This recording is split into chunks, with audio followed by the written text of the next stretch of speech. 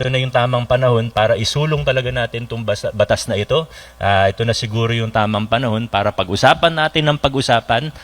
Sana ma-pressure ang ating Kongreso na once and for all, ipasa na po ang isang anti-political dynasty law. Isang LGU, magkamag-anak ang mayor, vice mayor, congressman, mayroon pa silang konsehal na kamag-anak. Una sa lahat, magsisilipan ba yan? Una sa lahat, pag may maling ginawa ang anak mo, kakasuhan mo ba yan? Pag may maling ginawa, pag may maling inutos ang tatay mo sa department head mo, kaya mo ba yung sitahin? Nandito po ako para ipakita ang suporta para pahayag din ng konting mensahe ng suporta sa ating anti-political dynasty law in general, and of course this resolution being heard in the City Council urging our national legislators to prioritize the enactment of a law that prohibits political dynasties in accordance with our 1987 Constitution. Ilang dekada na po ito. 40 years na po. Sabi ng konstitusyon, sabi ng saligang batas, Congress needs to pass a law. Shall, ang wording po natin. Pag sinabing shall, hindi po yan option, hindi po yan suggestion, utos po yan, batas po yan na kailangang gawin. Nagtatagal lang po siguro kasi may una, gaya ng punto ni Doc July, karamihan sa mga nasa Kongreso ay bahagi ng dinastiya.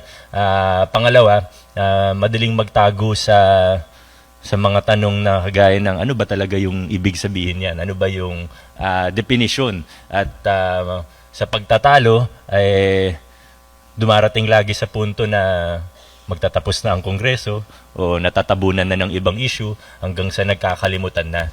Kaya siguro ito na yung tamang panahon para isulong talaga natin itong batas na ito. Ito na siguro yung tamang panahon para pag-usapan natin ng pag-usapan. Sana ma-pressure ang ating Kongreso na once and for all, ipasa na po ang isang anti-political dynasty law. Excuse me po. Siguro ang pinaka-obvious na tanong, alam ko na discuss na rin naman kanina, pero siguro okay lang naman po ulitin ng konti. Ang pinaka-importanting tanong ay bakit ba natin kailangan ng isang anti-political dynasty law? Kasi yung mga tumututol po dito, lagi nila pong sasabihin, demokrasya tayo, malaya tayong pumili ng kung sino natin. Pag sinabi voice of the people, dapat kung sino yung gusto nila, dynasty yan o hindi. Yan ang laging argumento. Laging sinasabi, karapatan yan, karapatan ng tao na tumakbo, karapatan ng tao na bumoto o hindi bumoto sa isang kandidato, kung sinong pipiliin natin. Pero ang punto po natin dito, at nakikita na, malinaw naman po yung literature, malinaw yung pag-aaral dun sa mga sa datos, yung correlation ng kahirapan sa presence ng political dynasties, pagka okupado ng dynasties ang mga posisyon sa isang lalawigan, sa isang LGU, mas mataas talaga ang incidence ng poverty. Hindi natin nilalahat, may magagaling din siguro, may matitino din siguro na galing sa dynasty, pero kailangan tingnan natin yung pangkalahatan. Kailangan tingnan po natin yung buong larawan o yung buong... Bakit? Muli po, ang tanong, bakit ba natin ayaw ng political dynasty? Bakit natin kailangan ng batas laban sa political dynasty? Ang nilalabanan po talaga natin dito, ang tinututulan ng inaayawan po natin sa pamamagitan ng isang anti-political dynasty law ay hindi po isang individual, hindi po isang pamilya.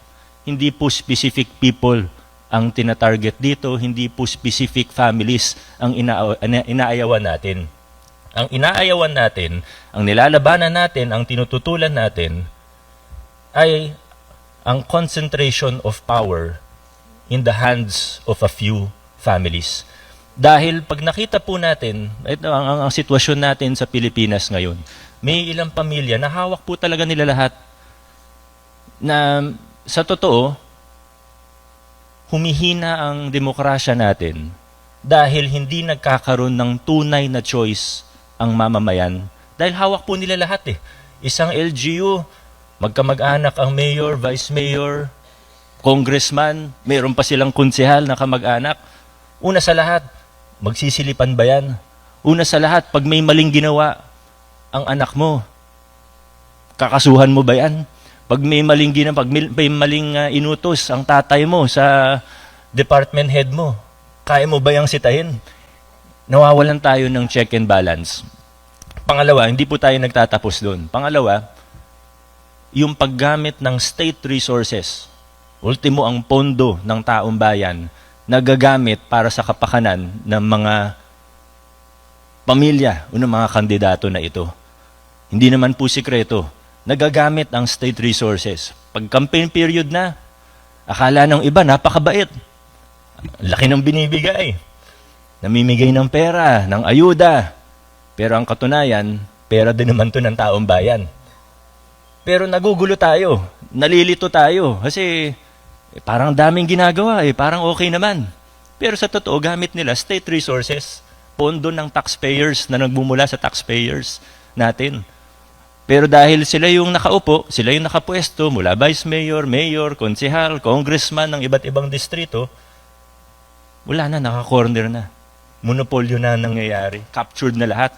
At dahil po rito, yung mga magagaling, yung mga mahuhusay, matatalino, masisipag na mga leader na walang kapangyarihan, walang pangalan at walang pera, sa sistema natin ngayon, hindi sila nagkakaroon ng pagkakataon para maglingkod. Ang daming magagaling, ang daming mahuhusay, matitino, matatalino, na kung mabibigyan lang sila ng pagkakataon na maglingkod, siguro, mas ma-unlock natin yung potensyal ng ating bayan. Pero hindi po yun nangyayari. May magaling, walang pera, walang pangalan. Siyempre, wala siyang pwesto. Labanan niya ang anak ng mula sa political dynasty, anak ng mayor. Kahit bobo pa yung anak ng mayor, yun yung mananalo. 9 times out of 10 or even more.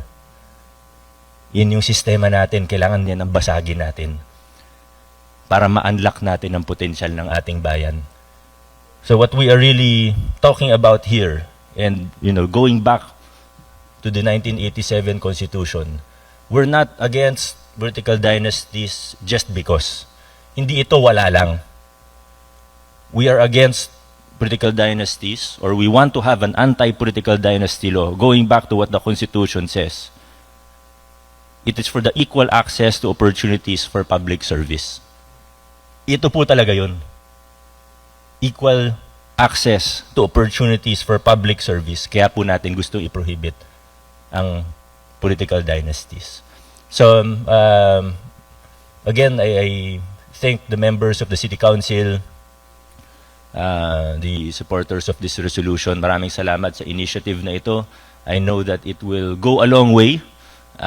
Sana sa ating mga kapasidad, whether as city councilors or even as individuals, pati yung mga nakikinig o nanonood, let us talk about this issue. Let us talk about the bills pending in the Senate and in the House. Pag-usapan natin, huwag nating hayaan na mawala yung window na ito para magpasa ang ating Kongreso ng anti-political dynasty law. I believe the time is ripe, the time is now. Let us all support the passage of an anti-political dynasty law. Maraming salamat po.